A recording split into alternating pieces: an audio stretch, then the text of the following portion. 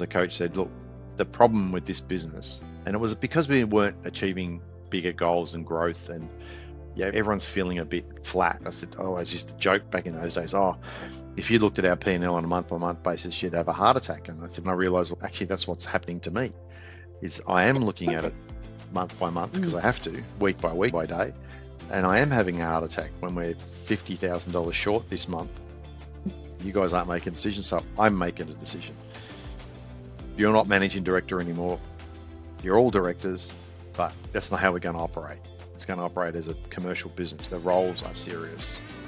You need serious accountability. You need clarity. Having something EO that we joined years later just brings different skills, different perspectives, and if only looking back and saying if we'd found EOS earlier, if we'd joined EO earlier, I think the way that we ran our business would have been very different. The absolute secret.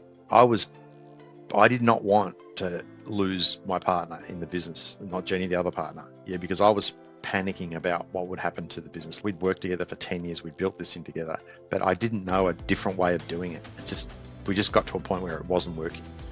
And the only thing worse than that is just sticking with it and doing it out of obligation when you know it's not working, because that just festers a bad relationship and it just doesn't go anywhere. It's about sharing experiences and saying, this thing happened to me, this is what I did, this is the outcome, this was my learning from that. So it's about sharing experiences so that you can ask 5 different people, get 5 different experiences and say what resonates for me, what can I put into action in my life or my business. And then all of a sudden a month or two later we would have a problem in the business, and then I'd go into panic mode and go, right, this is bullshit, we're going to have to rechange something's not working.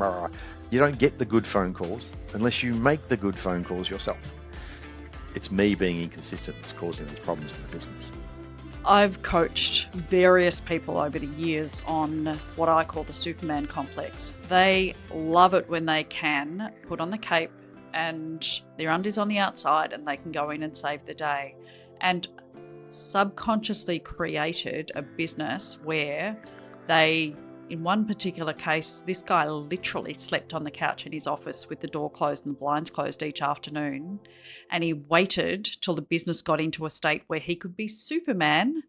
And he'd been doing that for 4 years, I think, from memory, and he and his wife were about to have their first baby, and he said to me, I can't do this anymore. And he had unconsciously created a situation where he was doing that month in, month out, purely to make himself feel good by being Superman. And it was, he was in a pretty bad place when I was working with him. So if that's where you are and you've figured that out, you need to change things. Yeah. So let's talk about clarity around roles. We put EOS in place, but anything else to touch on that around clarity around roles, who's accountable for what, how to go from the owner or you have full accountability to everything to a place where you can share that load?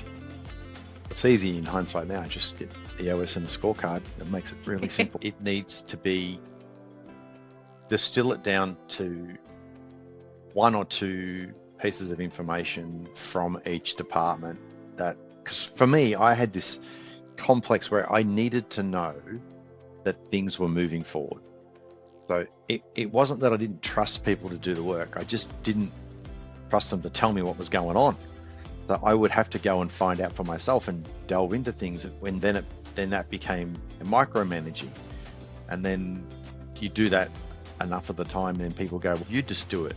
I'm not going to, if you're doing my job for me or you're checking up on me all the time. The big learning lesson for me is it's the way you start the conversation off. Is you've got to establish communication protocols between your people, and they're all different. So it's no point just saying, oh, you're now the service manager, you're accountable for service gross margin and profitability of the service department, when that person doesn't have visibility of the contract revenue, the tool costs, or the salary of the service staff.